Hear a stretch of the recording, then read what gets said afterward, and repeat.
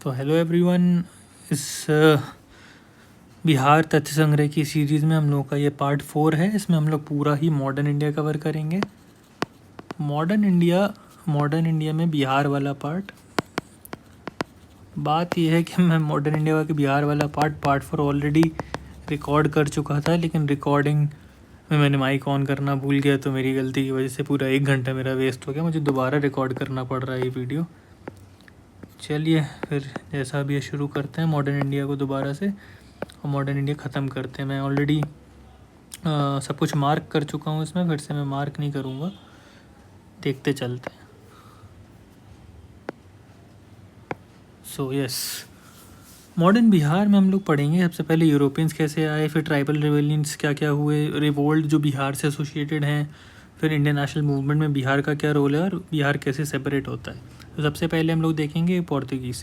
तो जो पोर्तुगल है, एक काम करते हैं।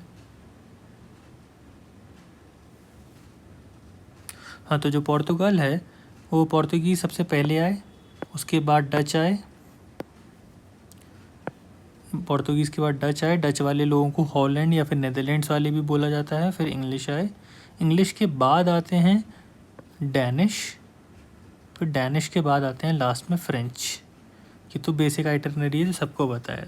The first European companies to come to Bihar were Portuguese who used to trade by boat from Hooghly to Patna. They used to get saltpeter, cotton cloth, porcelain utensils and spices from Patna. तो ये 4 चीज़ें उनको मिलती थी, याद रखिएगा। saltpeter, cotton cloth, porcelain utensils and spices. अब Dutch जो आए उसके बाद नीदरलैंड्स वाले, ये सबसे पहले उन्होंने अपनी जो ट्रेडिंग हाउस था वो इस्टेब्लिश किया था पटना में।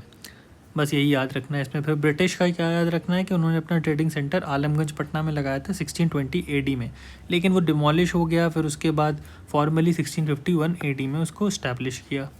ब्रिटिश ट्रैवलर जो हैं पीटर मुंडी, वो बिहार में विजिट करते हैं 1632 एडी में, एंड उन्होंने ही पॉसिबिलिटीज़ ऑफ ट्रेड यहाँ पे सर्च कर रखी थी और समझाया था कि डच कंपनी डूइंग बिजनेस, और उससे इंस्पिरेशन लेके ब्रिटिशर्स को यहाँ पे ट्रेड करने का आइडिया मिला। The factory established by the British is currently functioning as government printing press and survey office located in Gulzarbagh Patna. उसके बाद आते हैं डेनमार्क वाले। तो जो डेनिश कंपनी थी उन्होंने अपनी फैक्ट्री नेपाली कोठी इन पटना सिटी में लगाई, और मुगल जो रूलर थे फारूकसियार, उन्होंने परमिशन दे रखी थी ब्रिटिश को ट्रेड करने के लिए बंगाल में और सूरत में, and to use the coins anywhere in India, क्योंकि उन्होंने 1717 के फरमान से, फारूकसियार ने जो फरमान दिया था 1717 का, उससे उन्होंने ब्रिटिशर्स को कॉइन मिंट करने की और करेंसी प्रिंट करने की, दोनों की ही परमिशन दे दी थी। अब उसी को जब जो फारूकसियार का फरमान है 1717 का, उसको बहुत फेमसली कहा जाता है Magna Carta of British East India company. Bengal, Bihar and the British.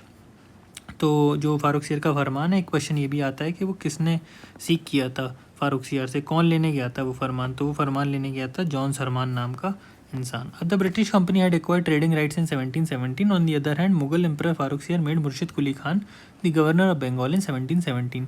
फिर 1719 he was also given the governorship of Orissa. तो after Murshid Quli Khan, Shujauddin became the nawab of Bengal. तो अब जब मुर्शिद कुली खान को बना दिया था, फिर लेटर शुजाउद्दीन बना दिए गए नवाब। उसके बाद 1733 में वो रीजन अलीवर्दी खान के कंट्रोल में आ गया। और जब वो अलीवर्दी खान के कंट्रोल में आया, और तो उसको डेप्यूटी गवर्नर बना दिया गया था। उसके बाद आता है सरफराज खान, जो कि बहुत ही इनकॉम्पिटेंट था, इसलिए अलीवर्दी खान ने उसको हरा दिया बैटल ऑफ गिरिया में 1740 में, और अपने आप को नवाब घोषित कर दिया। तो अब सरफराज खान के बारे में देख लिया कि सरफराज खान इनकॉम्पिटेंट था, इसलिए बैटल ऑफ गिरिया में अलीवर्दी खान ने हटा दिया। अलीवर्दी खान के बाद आता है उसका ग्रैंडसन सिराजुद्दौला। तो बंगाल में सिराजुद्दौला उस वक्त रूल कर रहा था। ये है 1750 के आसपास की कहानी। देन आफ्टर दैट सिराजुद्दौला के बाद सिराजुद्दौला अलीवर्दी खान, ये वाली आइटरनरी देख ही ली, अलीवर्दी खान, सिराजुद्दौला। फिर ये सिराजुद्दौला जब रूल कर रहा था तो एक इंसिडेंट होता है, इसको बोलते हैं ब्लैक होल इंसिडेंट। अब वो ब्लैक होल इंसिडेंट क्या था कि the first conflict between Sirajuddaula and company took place on 4 June 1756 in Kasim बाज़ार।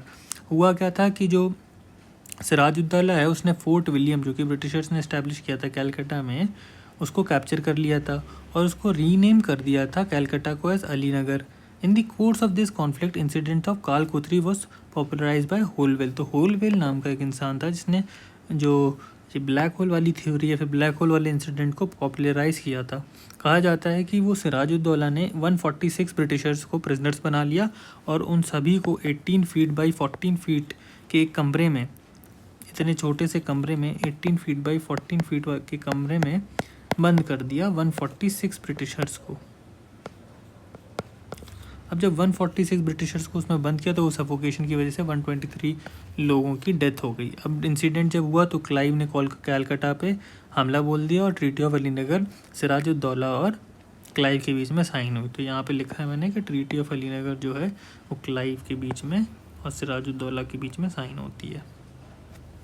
याद क्या रखना है कि ट्रीटी ऑफ अलीनगर जो है बैटल ऑफ बक्सर और बैटल ऑफ प्लासी 1757 से एक साल पहले हो गई थी, 1757 में ही, लेकिन कुछ टाइम पहले, एक साल पहले नहीं, 1757 में ही कुछ टाइम पहले।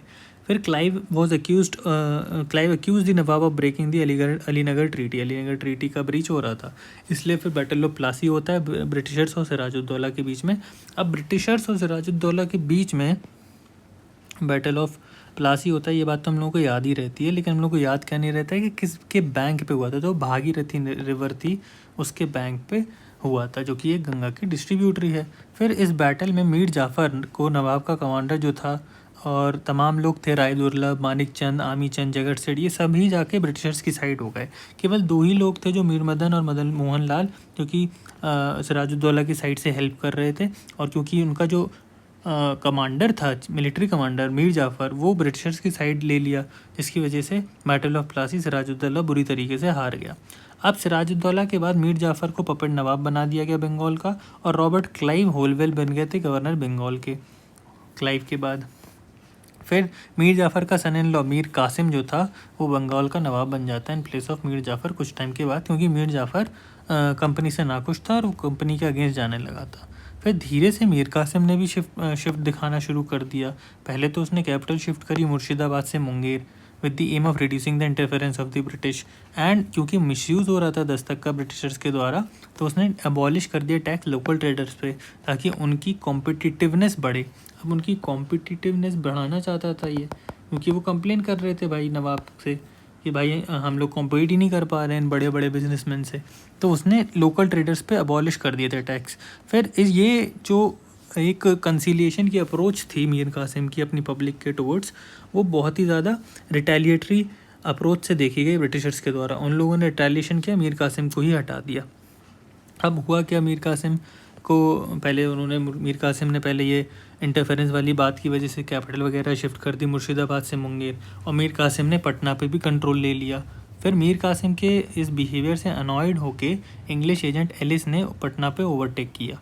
अब ओवरटेक करने के बाद मीर कासिम जो है वो पटना पे कैंपेन करता है, एलिस को मार देता है, पटना वापस ले लेता है। अब इसी चीज़ को पटना मैसेकर बोलते हैं। तो पटना मैसेकर किसने किया? मीर कासिम ने किया। किसको मारा? ब्रिटिश एजेंट एलिस को मारा। अब Mir Jafar was again made the nawab of Bengal in place of Mir Kasim, इस सब की वजह से। And after this Mir Kasim ने एक अलायंस बना ली। किसके साथ बना ली अलायंस? तो जो अवध का नवाब था जो था शुजाउद्दौला, और जो मुग़ल एम्पर उस वक्त रूल कर रहा था Shah Alam the to.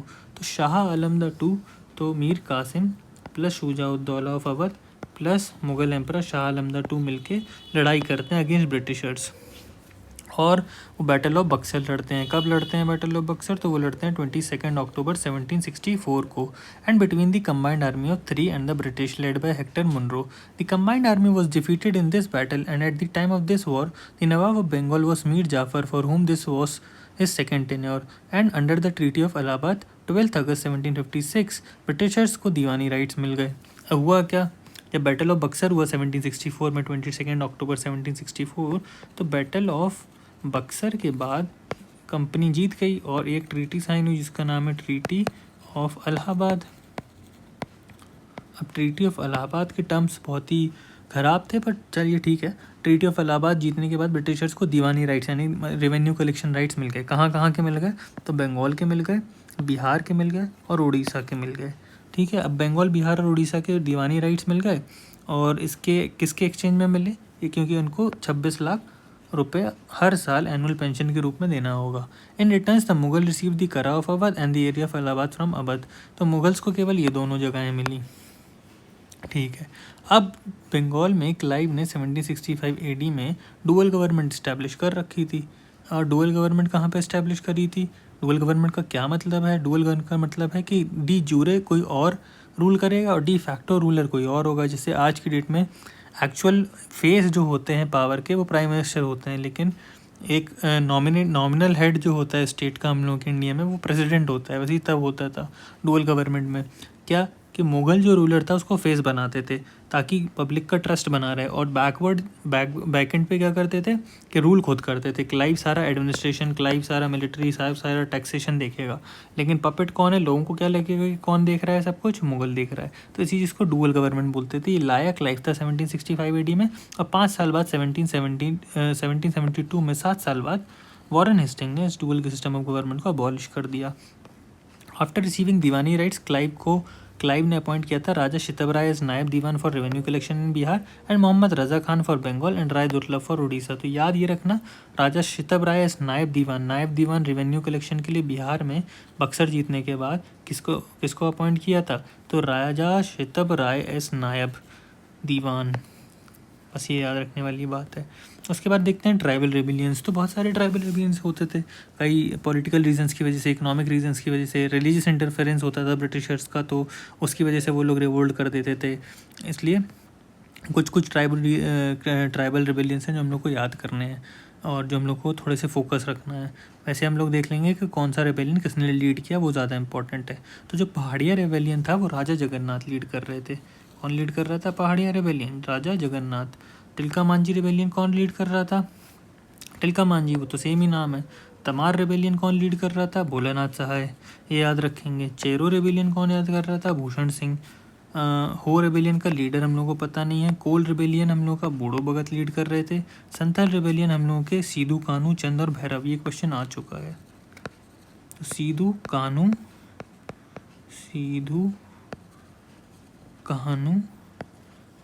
Chand and Bhairav जो हैं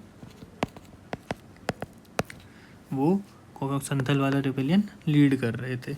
सरदारी रेबेलियन भी लीडर नहीं पता। मुंडा रेबेलियन बिरसा मुंडा एंड ताना भगत रेबेलियन जतरा भगत। बिरसा मुंडा, जतरा भगत, तो याद कर लीजिए। ये 4 बहुत इंपॉर्टेंट हैं। पहाड़िया, राजा जगन्नाथ, संथल, सीधू कानू चंद भैरव, मुंडा, बिरसा मुंडा, ताना भगत, जतरा भगत। तो आइटनरी भी याद कर लीजिए, क्रोनोलॉजी भी कई बार वो लोग पूछते हैं। तो पहाड़िया रेबेलियन जो हुआ था शुरुआत सबसे पहले हुई थी 1778 से। फिर आते आते संथल हुआ था 1 साल पहले। कब से? रिवोल्ट ऑफ 1857 से। तो याद हो जाएगा कि 57 के रिवोल्ट से जस्ट पहले 2 साल 1856 में चल रहा था संथल रेबेलियन। 1900 तक आते आते मुंडा रेबेलियन था, और ताना भगत काफ़ी लेटेस्ट था जब वर्ल्ड वॉर 1 शुरू हुआ 1913-1914 के आसपास। तो ऐसे याद रहेगा। Santhal rebellion immediately before the revolution of 1857 हुआ। इसको दामने कोह भी बोलते थे, संथल रेबेलियन को, ये याद रखिएगा। First strong tribal rebellion against tribal exploitation था। हुआ क्यों था? क्योंकि जो आउटसाइडर्स थे दीकूज वो एक्सप्लॉयट करते थे, और मांझी सिस्टम और पढ़ा पंचायत सिस्टम में भी कुछ चेंजेस हो गए थे। बहुत देर रेबेलियन चला, काफ़ी चीज़ें हुई, लेकिन कुछ बहुत ही सक्सेसफुल नहीं हो पाया। 2 अनसक्सेसफुल लार्जली, लेकिन उन्होंने कुछ चेंजेस करवा लिए। जैसे कि संथल परगना टेनेंसी एक्ट 1876 आया, संथल परगना बने, एंड पढ़ा पंचायत एंड मांझी सिस्टम को रिकॉग्निशन मिल गया। जो चीज़ पे वो थोड़ा थोड़ा लड़ रहे थे उन्हें रिकॉग्निशन मिल गया। ओवरऑल लार्जली वो बहुत सक्सेसफुल नहीं रहा रेबेलियन। फिर मुंडा रेबेलियन हम लोगों ने इसकी डेट देखी थी 1895 से 1900 तक। फिर ये मोस्ट पावरफुल ट्राइबल रेबेलियन था, इसको उलगुरान रेबेलियन भी बोलते हैं। रीज़न क्या था रेबेलियन का? वही एक्सप्लॉयटेशन दीकूज के द्वारा। और मुंडा रेबेलियन में खुंट कट्टी सिस्टम एक चलता था, जो कलेक्टिव ओनरशिप ऑफ लैंड हुआ करता था, उसको लेके चलता था ये। तो खुंटकट्टी सिस्टम को, collective ownership of land system को अबॉलिश कर दिया था और ज़मींदारी सिस्टम ले आए थे वहाँ पे। तो उसके चलते मुंडा रेबेलियन हुआ, और मुंडा रिबेलियन जो हुआ वो लीड किसने किया था, तो वो बिरसा मुंडा ने लीड किया था। अब बिरसा मुंडा ने जब उसको लीड किया और तो उसको इनिशिएशन किससे मिला था, इनिशिएशन एक वैष्णविज्म से मिला था फ्रॉम आनंद पांडे। आनंद पांडे कोई होंगे इंसान, वो लेके आए थे कि भाई आप इस मूवमेंट को, आप इस रिबेलियन को लीड करो। तो उसने अपने आप को एज धरती आभा इस्टेब्लिश किया, an incarnation of Singbonga. He preach purity of conduct, self improvement and monotheism. अपने आप को थोड़ा सा डिविनिटी से कनेक्ट कर दिया, भगवान से कनेक्ट कर दिया। आज इसलिए उनको भगवान बिरसा मुंडा के नाम से भी जाना जाता है।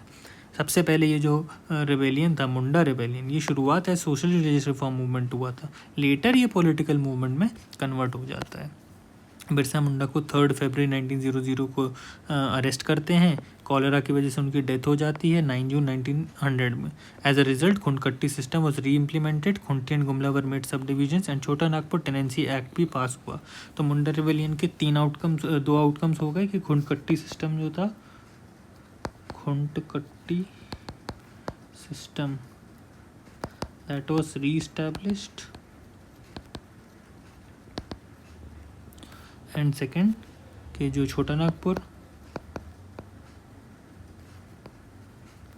Tenancy act 1908 passed. This is important. फिर 15 नवंबर को बर्थ एनिवर्सरी मनाते हैं बिरसा मुंडा की एज जनजातीय गौरव दिवस। तो जनजातीय गौरव दिवस किसके लिए है, भगवान बिरसा मुंडा के लिए, मुंडा रिबेलियन के सेलिब्रेशन में। रिबेलियंस और मूवमेंट्स इन बिहार बिफोर 1857, तो एक वहाबी मूवमेंट करके था, तो जो कि ईस्ट में वेस्ट एशिया में चलता था, अरब वाले रीजन में। तो अब्दुल वहाब जो थे वो फाउंडर थे वहाबी मूवमेंट के वहाँ पे। इंडिया में इस मूवमेंट को लीड कर रहे थे सैयद अहमद बहरवी, रायबरेली के सैयद अहमद बरेलवी रायबरेली के इसको लीड करते थे वहाबी मूवमेंट को। इनिशियली जो ऑब्जेक्टिव था रिवोल्ट का वो ये था कि रिलीजियस रखेंगे रिफॉर्म को, लेकिन वो भी बाद में, जैसे कि मुंडा रिबेलियन था वो रिलीजियस था, बाद में पॉलिटिकल चेंज हो गया, वैसे ये भी था। There were 2 centres of this revolt in India. क्या पहला जो सेंटर था वो था Sitana on the north western frontier, और दूसरा जो सेंटर था वो था पटना। तो सितना और पटना में वहाबी मूवमेंट चला। फराजिया मूवमेंट भी इससे इंस्पिरेशन लेता है वहाबिया मूवमेंट से। नोनिया रिबेलियन, नोनिया मतलब शायद सॉल्ट होता है, इसलिए ये वाला सॉल्ट पीटर प्रोड्यूसिंग कम्युनिटी ने किया था, बस इतना ही याद रखना। लोटा रिबेलियन क्या था, लोटा रिबेलियन था प्रिजनर्स ऑफ मुजफ्फरपुर जेल ने किया था, क्योंकि उनको ब्रास टम्बलर्स की जगह पे क्ले टम्बलर्स देने लगे थे पानी पीने के लिए या किसी भी चीज़ के लिए। तो लेटर क्योंकि वो बहुत ही ज़्यादा अपोजिशन में आ गए थे, इसलिए वापस गवर्नमेंट को ब्रास टम्बलर्स देने लगे थे। तो Lota rebellion is related to brass tumblers, ठीक है। Revolt of 1857 and Bihar. अब जब सब ये सब हो गया तो 1857 का रिवोल्ट तो पता ही है, बहुत ही इंपॉर्टेंट है। उसके कुछ political, administrative, social, religious, economic, military reasons थे जो कि कंबाइन क्यूमुलेटिव होके एक जो आग लगाई वो लगाई थी यूज़ ऑफ ग्रीस कार्ट्रिजेस ने। शुरुआत इसकी करी थी मंगल पांडे ने। मंगल पांडे ने कहाँ से शुरुआत करी, मेरठ से शुरुआत करी 10 में 1857 को। अब जब 10 में 1857 को Mangal Pandey 34th native infantry के एक सोल्जर थे of the Barrackpore containment, on 29 मार्च 1857 उन्होंने ये वाली चीज़ रिकॉग्नाइज़ करी और 10 में 1857 को मेरठ से इसको लीड करना शुरू किया। इस वक्त जब वो 1857 का रिवोल्ट हुआ तो कौन सा मुगल एम्परर रूल कर रहा था, तो बहादुर शाह सेकंड जो था वो रूल कर रहा था। Beginning of revolt in Bihar. अब रिवोल्ट जो बिहार में शुरू हुआ 1857 का, यहाँ पे कुछ बहुत ज़्यादा इंपॉर्टेंट नहीं है पढ़ने के लिए। इम्पॉर्टेंट ये है कि हम लोग ये याद रखें कि कौन सी जगह पे कौन लीड कर रहा था। तो बिहार में बाबू कुंवर सिंह लीड कर रहे थे, इसको ऑप्रेस किया था विलियम टेलर ने। दिल्ली में बहादुर शाह जफ़र और बख्त खान लीड कर रहे थे, इसको निकोलसन और हडसन ने ऑप्रेस किया। कानपुर में नाना साहेब लीड कर रहे थे, कैम्बेल ने इसको ऑप्रेस किया। फिर उसके बाद लखनऊ में बेगम हज़रत महल, इसको कैम्बेल ने 2 किए, कानपुर लखनऊ दोनों ही। लखनऊ में बेगम हज़रत महल थी और नाना साहेब थे कानपुर में, झांसी में रानी लक्ष्मीबाई। यूरोज़ ने इसको ऑप्रेस किया। इलाहाबाद में लियाकत अली, नील ने इसको ऑप्रेस किया। बरेली में खान बहादुर, विंसेंट आयर ने इसको ऑप्रेस किया। मौलवी अहमदुल्ला फैज़ाबाद में इसको रेनार्ड ने ऑप्रेस किया। फिर से याद कर लेते हैं, बिहार में बाबू कुंवर सिंह, दिल्ली में बहादुर शाह जफ़र, कानपुर नाना साहेब, लखनऊ बेगम हज़रत महल, झांसी रानी लक्ष्मीबाई, इलाहाबाद लियाकत अली, ये तीनों याद रखिए, इलाहाबाद लियाकत अली, बरेली खान बहादुर एंड फैज़ाबाद मौलवी अहमदुल्ला, ये तीनों हम लोग भूल जाते हैं बार बार। जिसमें पूरा ही मॉडर्न इंडिया हम लोग कवर कर लेंगे, modern history of Bihar. Okay, चलिए आगे बढ़ते हैं। On July 13 the government impose martial law लगा देती है।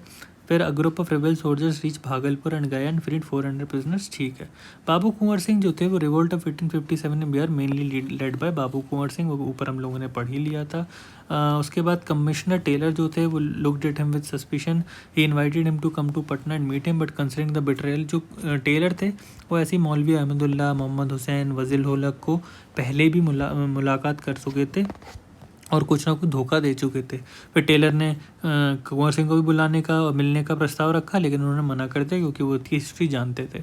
तो Babu Kunwar Singh prepared an army of 4000 soldiers की आर्मी प्रिपेयर करते हैं और सिटी ऑफ आरा को भी कैप्चर कर लेते हैं। और फर्स्ट जो इस्टेब्लिश्ड फैक्ट्री थी वो गन्स बनाने की और एमिनिशंस बनाने की, वो भी जगदीशपुर में बाबू कुंवर सिंह लगाते हैं। आगे बढ़ते हैं तो कुंवर सिंह लखनऊ जाते हैं, रेवा बांधा होते हुए Shah Awadh give him the decree of Azamgarh district. In December 1857 Kunwar Singh along with Nana Sahib fought with the British in Kanpur and he defeated the British in Azamgarh as well.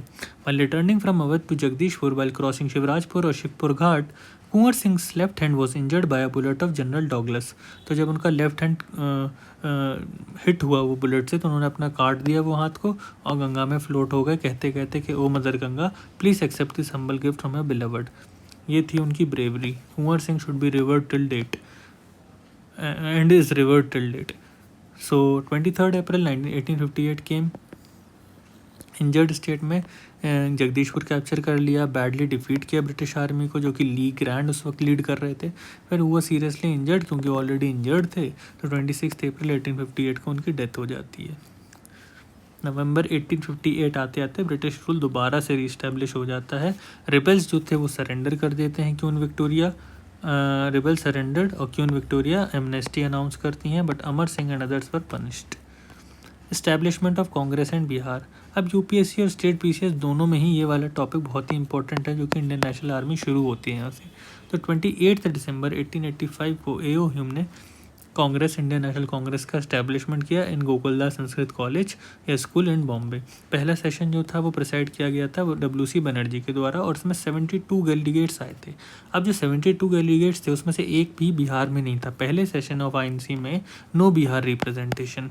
फिर सेकंड सेशन ऑफ जो 30 INC हुआ, sorry second session of INC जो हुआ उसमें 31 delegates आए बिहार से बस। और जब ये सब हो रहा था तब वाइसरॉय कौन था, तो लॉर्ड डफरिन वाइसरॉय थे।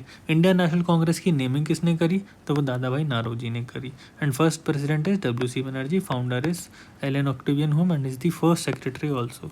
Initial member 72।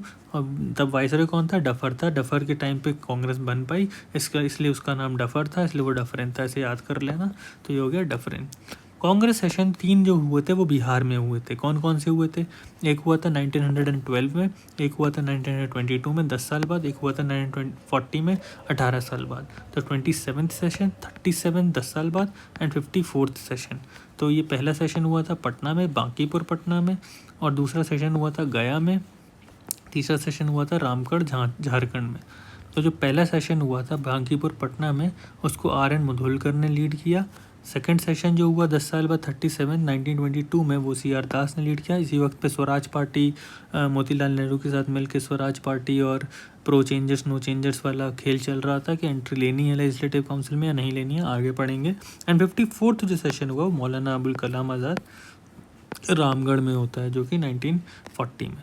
फिर बांकीपुर सेशन क्या याद करना है, RN मुधोलकर इसके लीडर थे, सच्चिदानंद सिन्हा इसमें जनरल सेक्रेटरी थे। गया सेशन जो कि 1922 में हुआ, चित्तरंजन दास इसको प्रिसाइड कर रहे थे। फिर रामगढ़ सेशन जो कि 1940 में हुआ, जो कि 54th सेशन था, इसको मौलाना अबुल कलाम आज़ाद प्रिसाइड कर रहे थे। अब आते हैं पार्टीशन ऑफ बंगाल पे एंड स्वदेशी मूवमेंट एंड बिहार। तो पार्टीशन ऑफ बंगाल जो अनाउंस हुआ था वो 20 जुलाई 1905 में हुआ था करजन की वाइसरॉयशिप में। इम्प्लीमेंट हुआ था 16 अक्टूबर 1905।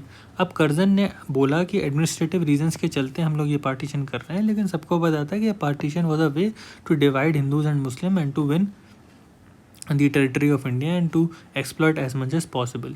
In protest against the partition, तो पार्टीशन के अगेंस्ट में प्रोटेस्ट चालू हो गए। भाई प्रोटेस्ट तो होंगे ही ऑब्वियसली, जब तुम पार्टीशन करोगे बंगाल का।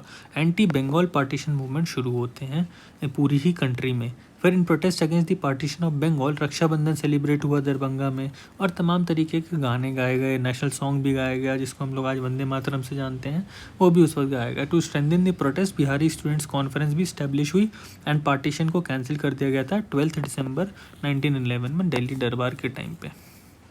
फिर मुजफ्फर बॉम्ब केस बहुत इंपॉर्टेंट है क्योंकि 1-2 बार इसे PYQ आ चुका है, इसलिए इसको देख लीजिए। तो खुदीराम बोस जो था और प्रफुल्ल चंद्र चाकी जो थे, उन्होंने जज किंग्सफुड को मारने का अटेम्प्ट किया मुजफ्फरपुर में 1908 में, लेकिन उनकी जगह पे Pringles Kennedy's wife and daughter were in the car and they died in the bomb blast. तो आफ्टर द इंसिडेंट्स वो दोनों लोग ही समस्तीपुर चले गए। तो एक ने तो सुसाइड कर लिया, प्रफुल्ल चंद्र चाकी ने सुसाइड कर लिया, और जो खुदीराम बोस थे उनको हैंग कर दिया गया at the age of 18। Home rule movement and Bihar. तो 1916 में जो होम रूल लीग इस्टेब्लिश करी गई थी वो मद्रास में करी गई थी under the leadership of Annie Besant and in Poona under the leadership of बाल गंगाधर तिलक। तो जो बाल गंगाधर तिलक वाली जो होम रूल लीग थी वो केवल इसी रीजन में इस्टेब्लिश हुई थी, यानी कि ये थोड़ा सा महाराष्ट्र और थोड़ा सा कर्नाटक वाले रीजन में। पर जो एनी बेसेंट वाली थी वो पूरे ही इंडिया में फैली हुई थी। अब जब branch of home rule league was established in Bihar, अब वैसे तो बिहार में भी इस्टेब्लिश हुई होम रूल लीग, वो किसके अंडर में हुई? तो ने ये नाम याद रखना है कि मौलाना मजहरुल हक जो हैं उनके लीडरशिप में बिहार में होम रूल लीग का इस्टेब्लिशमेंट हुआ। आगे बढ़ते हैं। Mrs Annie Besant came to Patna for the first time on 18 April 1918 and second time in 25 July 1918 to achieve self rule in a constitutional way while remaining under British empire was the goal of home rule movement HRM। अभी क्या क्यों गोल था? Self constitutional वे में self rule लेना है और हम लोगों को ब्रिटिश एम्पायर के अंडर में रहना है। तो अभी तक कोई भी पूर्ण स्वराज की बात नहीं हुई। अब क्योंकि हम लोग 1916 वाले एरिया में आ गए तो यहाँ पे गांधी जी की एंट्री होगी मॉडर्न इंडिया में। Gandhi ji the most prominent figure in modern history came and started with Champaran satyagraha in 1917। तो जो तीन कटिया सिस्टम चल रहा था कुछ चंपारण स्टेट में, चंपारण डिस्ट्रिक्ट में, बिहार में, उसमें क्या होता था कि 3 आउट ऑफ जो 20 रीजन था आपके फार्म लैंड का, उसमें आपको इंडिगो उगाना पड़ता था। अब क्योंकि 3/20 रीजन में इंडिगो उगाना पड़ता था और इंडिगो की खेती से बहुत ही ज़्यादा एक्सप्लॉयटेशन हो रहा था लैंड का भी, और इकोनॉमिकली वो बहुत लॉस कर रहा था, इसलिए उसके अगेंस्ट में प्रोटेस्ट शुरू हो गए। और गांधी जी को बुलाने वाले कौन थे? राजकुमार शुक्ला थे। तो राजकुमार शुक्ला ने गांधी जी को इनवाइट किया कि आइए बिहार और इस प्लाइट को समझिए फार्मर्स के और उसके लिए कुछ करिए। गांधी जी पटना पहुंचते हैं 10 अप्रैल 1917 को और चंपारण पहुंचते हैं 15 अप्रैल 1917 को, और रिक्वेस्ट करते हैं secretary of planters association GM Wilson to cooperate in the investigation and during this time a cook name Batak Miyan saved his life from poison mix in the food. ये पूछ चुके हैं PYQ है ये BPSC का कि बतक मियाँ ने या फिर किस कुक ने गांधी जी की लाइफ बचाई थी, पॉइजन मिक्स किया था किसी ने फूड में, तो पॉइजन से किसने बचाया था? तो बतक मियाँ कुक थे, उन्होंने गांधी जी को बचाया था। चंपारण डिस्ट्रिक्ट मजिस्ट्रेट WG हार्डोक, यहाँ पे कुछ बहुत ज़्यादा इंपॉर्टेंट नहीं है। गांधी जी पे 144 सेक्शन के अगेंस्ट में उनको 5-7 दिन के लिए जेल में रखा गया था। चंपारण अग्रेरियन कमेटी बनती है 3 कटिया सिस्टम को ख़त्म करने के लिए। बस यहाँ पे बहुत ज़्यादा इंपॉर्टेंट कुछ भी नहीं है, पर बाद में ये पता चला कि गांधी जी का पहला जो एक्सपेरिमेंट था सत्याग्रह का वो सक्सेसफुल हो गया चंपारण के जीत की वजह से। Was the first satyagraha launch by Gandhi ji in India was Champaran satyagraha. फिर दरभंगा किसान मूवमेंट। अब दरभंगा किसान मूवमेंट में क्या है? तो चंपारण सत्याग्रह से इंस्पायर होकर दरभंगा के जो कुछ फार्मर्स थे, मधुबनी के जो कुछ फार्मर्स थे, उन्होंने प्रोटेस्ट शुरू किया। किसके अगेंस्ट? रेट जो इंक्रीज़ हो गया था रेंट का, उसके against, under the leadership of Swami Vidyanand against the Darbhanga Raj. तो इस मूवमेंट को दरभंगा किसान मूवमेंट भी बोला जाता है। ये रेंट के इंक्रीज़ के अगेंस्ट में था। बकश्त किसान मूवमेंट क्या चीज़ है? बकश्त किसान movement was a movement against the zamindari system and the movement was against the landlord snatching away the land rights from the farmers. बस स्वामी सहजानंद सरस्वती ने बकश्त किसान मूवमेंट को लीड किया, ये याद रखना। स्वामी, अब ये नाम बहुत बार आएगा, स्वामी सहजानंद सरस्वती। ओके। देन किसान सभा सहजानंद सरस्वती ने फॉर्म करी थी, ये याद रखना। किसान सभा 1922-1923 में फॉर्म हुई जब स्वराज पार्टी बन रही थी। सेम डेट्स में है तो थोड़ा याद कर लेना। 1922-1923 में मुंगेर में किसान सभा सहजानंद सरस्वती ने फॉर्म करी under the chairmanship of Shah Mohammad Zubair. That was the first attempt, लेकिन later Shri Krishna Singh vice chairman बने, सिद्धेश्वरी चौधरी, नंद किशोर वर सेक्रेटरीज। फिर 1928 में जाके स्वामी सहजानंद सरस्वती ने फॉर्मली किसान सभा को स्टैब्लिश करवाया। 1929 में प्रोविंशियल किसान सभा बनी, वो भी स्वामी सहजानंद के लीडरशिप में ही बनी। एंड फिर लीडर्स लाइक कयानंद शर्मा, राकुल संकीर्तन या पंचन शर्मा, यदुनंदा शर्मा, बाकी तमाम लोग भी इन्वॉल्व थे बिहार किसान मूवमेंट में। Second session of the Bihar provincial किसान सभा was held in 1934 under chairmanship of Purushottam Das Tandon. The third session भी हुआ, कुछ बहुत ज़्यादा इंपॉर्टेंट नहीं है। तो ऑल इंडिया किसान सभा 1936 में बनी, ये भी सहजानंद सरस्वती के लीडरशिप में बनी। 11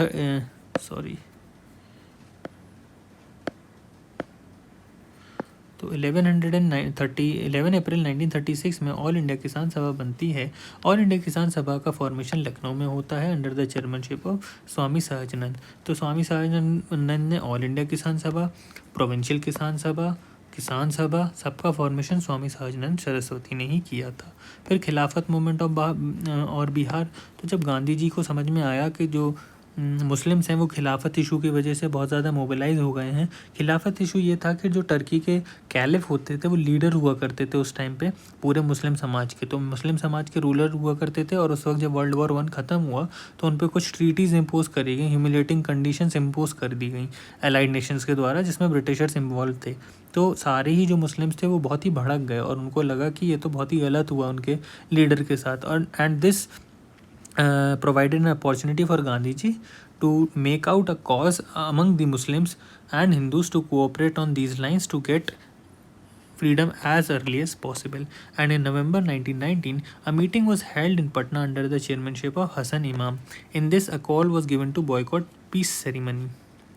On March 1920, the Muslims of Bihar went on strike. In 1920, the Khilafat movement continued to run along with the non-cooperation movement, but Khilafat movement automatically became ineffective due to the abolition of the post of caliph in Turkey by Mustafa Kemal Pasha in 1924. तो खिलाफत movement अपने आप ही redundant हो गया, क्योंकि 1924 में जो है वो मुस्तफ़ा कमल पाशा ने इसको जो पोस्ट थी कैलिफ की उसको ही अबॉलिश कर दिया। And non cooperation movement and Bihar. In सितंबर 1920 को गांधी जी ने प्रपोज किया non cooperation movement, and it was accepted in a special session of Calcutta formally, लेकिन उसको 1920 में ही नागपुर के सेशन में उसको फॉर्मली, तो पूछेंगे एनसीएम फॉर्मली कब, तो 1920 के इन नागपुर सेशन में उसको एक्सेप्ट किया गया। उस वक्त लीडरशिप कौन थी, तो लीडरशिप थी सी विजय राघवाचार्य। ये उस वक्त लीडर थे जिसकी लीडरशिप में 1920 में नागपुर के सेशन में एनसीएम को अडॉप्ट किया गया। Earlier in Bihar in the 12th session of Bihar provincial conference under the chairmanship of Rajendra Prasad emphasis was laid on non cooperation. In November 1920 Nashbandi movement was started in Shahabad.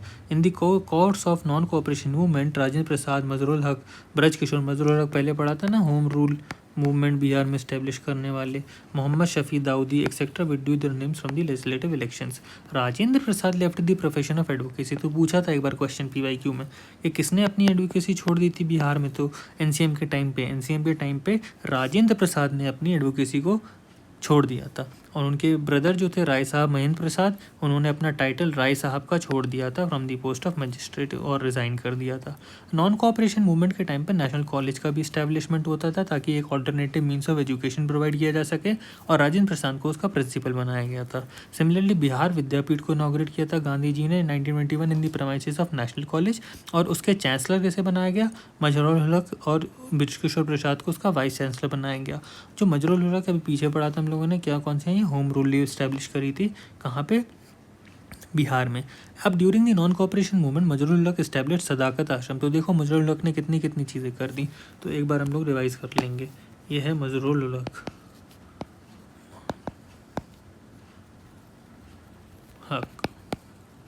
पहली चीज़ करी थी होम रूल मूवमेंट बिहार में।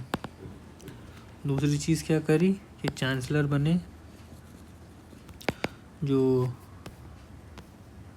क्या बोलते हैं उसको, ये नेशनल कॉलेज में जो विद्यापीठ बनाया था। एंड थर्ड क्या किया, सदाकत आश्रम। यहाँ पे पढ़ते हैं हम लोग, सदाकत आश्रम को इस्टेब्लिश किया था on the land donated by his friend Khairu Mian near Digha. 30 सितंबर 1921 को मजरूल हक ने स्टार्ट किया publishing a newspaper name the motherland from Sadaqat Ashram which propagated national sentiments. On December 22, 1921, the Crown Prince of Wales arrived in Patna and a strike was organized in Patna city that day. After the Chauri Chaura incident on 5th February 1922, Gandhiji suspended the non-cooperation movement on 12th February. तो 5th फरवरी को 1922 पे Chauri Chaura accident होता है जिसमें violence हो जाता है, जिसकी वजह से गांधी जी सस्पेंड कर देते हैं नॉन कोऑपरेशन मूवमेंट को 12 फरवरी यानी कि 7 दिन बाद। इमारत शरिया ऑर्गेनाइजेशन भी फुलवारी में Maulana Sajjad for non cooperation with the British government form होती है। बहुत ज़्यादा इंपॉर्टेंट नहीं है। National movement in Bihar, Swaraj party in Bihar. तो द 37 जो सेशन हुआ था, हम लोगों ने पीछे पढ़ा था, जो 27 सेशन हुआ ये वाला, वो हुआ था 1912 में, और वो कहाँ पे हुआ था, पटना में। उसके बाद जो ये वाला हुआ ये गया में हुआ था, CR दास प्रिसाइड कर, इसको 54th को यहाँ पे 1940 में हुआ था, और ये मौलाना अबुल कलाम आज़ाद। ठीक है। अब 37th सेशन जो हुआ कांग्रेस का वो 1922 गया में हुआ था, और इसमें प्रेसिडेंट कौन था, CR दास। इसके सेशन में कांग्रेस ने डिसाइड किया कि बॉयकॉट करेंगे लेजिस्लेचर में पार्टिसिपेशन। CR दास और मोतीलाल नेहरू इस फेवर में थे कि नहीं, हम लोग को लेजिस्लेचर में घुसना चाहिए और वहाँ से अपोज करना चाहिए ब्रिटिश पॉलिसीज़ को, और उन्हें स्वराज पार्टी इसी कॉज के लिए बनाई थी। तो बिहार पार्टी, स्वराज पार्टी जो बनी बिहार में, वो फॉर्म करी थी श्री कृष्णा सिंह ने इन फरवरी 1923 में। The first president of the Swaraj party was Shri Narayan Prasad and secretary was Abdul बारी। तो जो पार्टी बनाई बिहार में, स्वराज पार्टी ओवरऑल इंडिया में CR दास मोतीलाल नेहरू बनाई, पर इंडिया में बिहार में किसने बनाई थी, वो श्री कृष्णा सिंह ने बनाई थी। जैसे कि होम रूल मूवमेंट था वो एनी बेसेंट ने शुरू किया,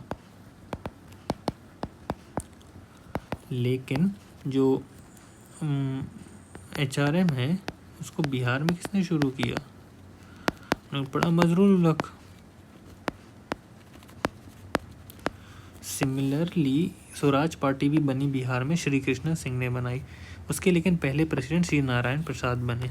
फिर साइमन कमीशन और बिहार का क्या रिलेशन है, तो साइमन कमीशन 1927 में आ जाता है, 1928 में आ जाता है। 1919 वाले लॉ जो मॉन्टेग्यू चेम्सफॉर्म रिफॉर्म थे इसको रिव्यू करने के लिए, लेकिन इसमें कोई भी इंडेंस नहीं होता, जिस वजह से प्रोटेस्ट होने लगते हैं इसके खिलाफ। लीडरशिप किसकी थी उस वक्त, लाला लाजपत राय की। बिहार साइमन कमीशन पटना में आया था 12 दिसंबर 1928 को। Youth of Bihar protested under leadership of Anurag Narayan Singh. Bihar की सोशलिस्ट पार्टी किसने फॉर्म करी, तो JP नारायण, फूले प्रसाद वर्मा। ये नाम याद रखना, JP नारायण और फूले प्रसाद वर्मा ने बिहार की सोशलिस्ट पार्टी का फॉर्मेशन किया। 1934 में बिहार पार्टी फॉर्मली बन जाती है और आचार्य श्री नरेंद्र देव इसके पहले प्रेसिडेंट बनते हैं। सिविल डिसोबीडियंस एंड मूवमेंट की बात करें तो लाहौर सेशन ऑफ कांग्रेस में पूर्ण स्वराज की मांग पास हो गई थी, जिसको और सिविल डिसोबीडियंस का प्रपोजल भी पास हो गया था लाहौर सेशन ऑफ कांग्रेस 1929 में। इसी सेम सेशन में जवाहरलाल नेहरू ने पूर्ण स्वराज की मांग रखी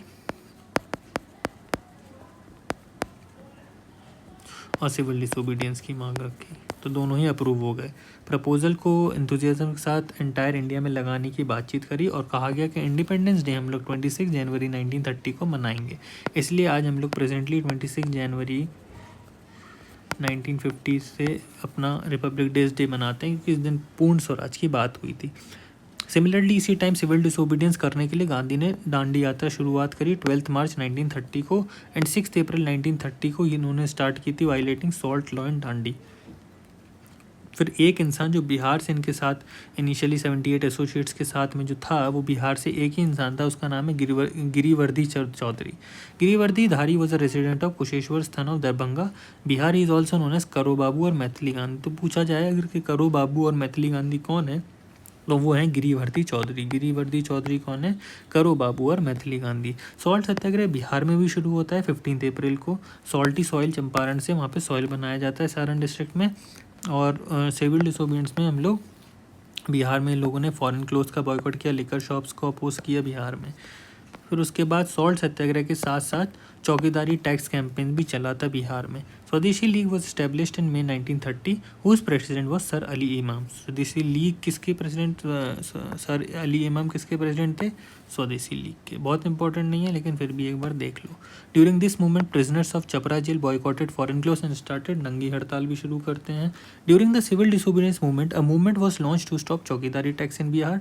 चौकीदारी tax was stopped in Saran, Champaran, Shahabad, Purnia, Munger and Patna etcetera. तो ये जो क्वेश्चन था ये PYQ था। On June 30, 1930 Congress was declared an illegal organisation. तो 1930 आते आते कांग्रेस को इलीगल बता दिया क्योंकि ऑब्वियसली बहुत ज़्यादा प्रोटेस्ट कर रहे थे ये लोग और ब्रिटिशर्स के लिए एकदम ही प्रॉब्लमेटिक होते जा रहे थे। बिहार लेजिस्लेटिव असेंबली इलेक्शन, तो जो 1935 का एक्ट आया था गवर्नमेंट ऑफ इंडिया एक्ट, उसमें प्रोविंशियल इलेक्शंस की बात करी गई थी। फिर 1937 में डिसाइड हुआ गया कि इलेक्शंस लड़ लिए जाते हैं प्रोविंशियल असेंबलीज़ के लिए। चेंज हो गया उनका माइंडसेट। फिर कांग्रेस कंटेस्ट किए इलेक्शंस को, 98 सीट्स पे जीत गई और मेजॉरिटी से मिल गई। लेकिन मेजॉरिटी मिलने के बावजूद भी उन्होंने अपनी सरकार नहीं बनाई। सरकार बनाई एक इंडिपेंडेंट पार्टी ने। श्री कृष्णा सिंह ने मना कर दिया गवर्नमेंट बनाने से क्योंकि कुछ टसल हो गया था गवर्नर और कांग्रेस के बीच में। आफ्टर दिस जो सेकंड लार्जेस्ट पार्टी थी जो कि मोहम्मद यूनिस लीड कर रहे थे, इंडिपेंडेंट पार्टी, तो उन्होंने गवर्नमेंट बनाई। First interim cabinet in Bihar was formed इन 1 अप्रैल 1937 को। लीडरशिप किसकी थी, मोहम्मद यूनुस की थी। मोहम्मद यूनुस पहले इंडियन चीफ मिनिस्टर बिहार के बने, तब उस वक्त चीफ मिनिस्टर को प्राइम मिनिस्टर बोला जाता था। जैसे ही डिसीजन लिया कांग्रेस ने कि भाई वो अब गवर्नमेंट बनाती है, तो मोहम्मद यूनुस ने तुरंत रिज़ाइन कर दिया और श्री कृष्णा सिंह दोबारा से लीडरशिप लेते हुए आगे बढ़े और पहले कांग्रेस कैबिनेट के बिहार में प्राइम मिनिस्टर बनते हैं, या फिर उस वक्त प्राइम मिनिस्टर बोलते थे, आज की डेट का चीफ मिनिस्टर बनते हैं। Shri Krishna Singh became the first Congress chief minister of Bihar. Ram Dayalu Singh was elected the speaker of Bihar legislative assembly and professor Abdul Bari was elected the deputy speaker of Bihar legislative assembly. तो अब्दुल बारी को डेप्यूटी स्पीकर और बिहार लेजिस्लेटिव असेंबली का स्पीकर राम दयालु सिंह को elect कर दिया गया। फर्स्ट कांग्रेस चीफ मिनिस्टर कौन थे, Shri Krishna Singh. Non Congress chief minister कौन थे, मोहम्मद यूनुस। कांग्रेस कौन थे, श्री कृष्णा सिंह। फर्स्ट स्पीकर उस वक्त Ram Dayalu Singh and first deputy speaker Bihar legislative assembly के कौन बने, प्रोफेसर अब्दुल बारी।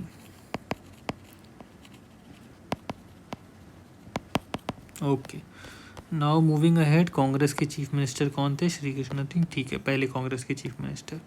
अब the Congress cabinet formed under the leadership of Shri Krishna in Bihar resign किए। क्यों रिज़ाइन किए, क्योंकि प्रोटेस्ट हो रहा था ब्रिटिशर्स के अगेंस्ट, क्योंकि ब्रिटिशर्स बिना पूछे बिना लोगों की परमिशन के उनको इंडियंस को सेकेंड वर्ल्ड वॉर में इंक्लूड कर रहे थे, तो वो रिज़ाइन कर देते हैं। फिर इंडिविजुअल सत्याग्रह में सत्याग्रह शुरू होता है ऑगस्ट ऑफर के प्रपोजल के रिजेक्शन के बाद। ऑगस्ट ऑफर का जो प्रपोजल था वो ये था कि हम इंडियंस को डोमिनियन स्टेटस देंगे, प्लस एक कॉन्स्टिट्यूएंट असेंबली बनाने की इजाज़त देंगे जिसमें मेजॉरिटी इंडियंस कॉन्स्टिट्यूट किए जाएंगे। तो हम लोगों ने उसको मना कर दिया क्योंकि पहली बात तो हम लोगों को कंप्लीट इंडिपेंडेंस चाहिए थी, डोमिनेंट स्टेटस नहीं, एंड सेकेंडली हम लोगों को मेनली इंडियंस नहीं, हम लोग को मेजॉरिटरली इंडियंस नहीं, हम लोग को पूरे ही इंडियंस चाहिए थे अपने कॉन्स्टिट्यूंट असेंबली में। इसलिए वो मना हो गया और इंडिविजुअल सत्याग्रह का लॉन्च हुआ। इंडिविजुअल सत्याग्रह में लोग अपने अपने लेवल पर सत्याग्रह कर रहे थे। तो जो फर्स्ट सत्याग्रही चूज़ किए गए थे वो थे आचार्य विनोबा भावे, सेकेंड जो थे वो नेहरू थे और थर्ड जो थे वो थे ब्रह्मदत्ता। देखिए, फर्स्ट थे आचार्य विनोबा भावे, सेकंड थे नेहरू और थर्ड थे ब्रह्मदत्ता। ये नेशनल लेवल पे। बिहार लेवल पे पहला जो इंसान था जिसको चूज़ किया गया एज सत्याग्रही वो था Shri Krishna Singh and after him Anurag Narayan. Gauri Shankar Singh in Gaya, Shyam Narayan Singh in Silao initiated individual satyagraha. Quit India movement and Bihar, तो फेलियर हुआ क्रिप्स मिशन का, कि क्विट इंडिया मूवमेंट लॉन्च हो गया क्रिप्स मिशन के फेलियर के बाद। तो पूछेंगे क्विट इंडिया मूवमेंट कब लॉन्च हुआ, तो वो क्रिप्स मिशन के फेलियर के बाद लॉन्च हुआ। and launched on the and it was launched by Congress on 8th August 1942 at national level। तो 8 अगस्त 1942, ये डेट याद रखिए, एक दो बार पूछ लेता है PYQ में। 1942 को क्विट इंडिया मूवमेंट लॉन्च हुआ था ऑन द प्रिटेक्स्ट कि क्रिप्स मिशन को फेल हो गया था। Gandhi ji gave the slogan of do or die. On 9 August main leaders जैसे कांग्रेस के जो थे उनको अरेस्ट कर लिया गया था। राजेंद्र प्रसाद को बिहार में बांकीपुर जेल भेज दिया गया। बलदेव शाही ने रिज़ाइन किया एडवोकेट जनरल से। पहले हम लोगों ने पढ़ा था कि राजेंद्र प्रसाद ने अपनी एडवोकेसी छोड़ दी थी नॉन कोऑपरेशन के टाइम पे। सिमिलरली बहुत सारे लोगों को अरेस्ट कर लिया गया। फिर आज़ाद दास्ता की शुरुआत होती है क्विट इंडिया मूवमेंट के टाइम पे। All India centre of Azad Dasta organise हुआ नेपाल में, इंडिया में नहीं हुआ था ये। कम्युनिकेशन जो था वो सब साबोटाज गवर्नमेंट को करने के लिए था, तो उसके लिए आज़ाद दास्ता की शुरुआत हुई। एक रेडियो टाइप का प्रोग्राम था। जयप्रकाश नारायण ने इसकी फाउंडेशन रखी। JP नारायण फाउंडर थे इसके। फिर उसके बाद अरेस्ट हो गया। Azad Dasta training camp was formed in Rajvilas forest in Nepal. In this the youth of Bihar were taught guerrilla warfare and use of fire arms. ठीक है, यहाँ कुछ बहुत ज़्यादा इंपॉर्टेंट नहीं है। Responsibility of radio publicity of Azad Dasta was Ram Manohar Lohia. तो रेडियो पब्लिसिटी कौन करेगा, तो वो राम मनोहर लोहिया कर रहे थे। And during the quit India movement students of Bihar captured the train and ran it under the name Swaraj train के नाम पे चलाने लगे थे। ठीक है, बहुत ज़्यादा इंपॉर्टेंट पार्ट नहीं है यहाँ पे। ठीक है, बिहार प्रदेश कांग्रेस कमेटी बनी। बिहार प्रदेश कांग्रेस कमेटी कब बनी है, 1908 में बनी। Ali Hasan Imam was the first president of Bihar Pradesh Congress committee. ठीक है, first session of the Bihar Pradeshik Sammelan was held in Patna in 1908 and in 1911 Sachchidanand Sinha और मोहम्मद अली ने प्रेजेंट किया एक proposal for the division of Bengal and Bihar in central legislative council. तो सच्चिदानंद सिन्हा इसी वजह से फाउंडर ऑफ मॉडर्न बिहार के नाम से जाने जाते हैं। ठीक है, and now other facts related to modern Bihar. In 1937 Mohammad Ali Jinnah visited Bihar. यहाँ पे कोई बहुत इंपॉर्टेंट फैक्ट नहीं है, होता तो मैं बता देता, फिर समझ लो। यहाँ पे हिस्ट्री है ग्लैंस कि कहाँ आर्यंस आए, फिर बर्थ हुआ गौतम बुद्ध का। जो अभी तक हम लोगों ने एंशिएंट से लेके मेडिवल से लेके मॉडर्न तक पढ़ा है, वो सारी डेट्स मेंशन है। एक बार चाहो तो आप इसे गो थ्रू कर लेना।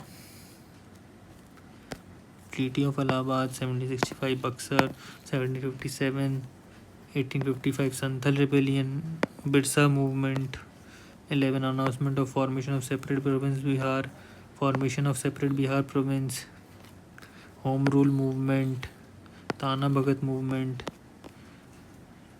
India became independent from colonial rule 15th August 14 Azad Dasta, quit India movement, forward bloc, August offer, Congress committee का resignation, non cooperation movement 1920, Swaraj party 1923, CR Das plus Motilal Nehru, formation of provincial किसान सभा 1929, salt Satyagraha in Bihar 1930, formation of Bihar socialist party 1931, Bihar socialist party 1934, Bihar के provincial election हुए 1937। सारी dates हैं majorly. Modern history of Bihar specific is completed. Lecture 4 में हम लोगों ने कंप्लीट कर लिया है। अप्रॉक्सीमेटली शायद 50 मिनट्स के आसपास का लेक्चर बना होगा। बिहार स्पेसिफिक वाला पार्ट हो गया। अगले लेक्चर में हम लोग पार्ट 5 में कंप्लीट करेंगे ज्योग्राफी ऑफ बिहार। इसको हम लोग 25-30 मिनट में ख़त्म करने की कोशिश करेंगे, बहुत ज़्यादा नहीं है ये, जल्दी जल्दी इसको पढ़ेंगे। Okay, thank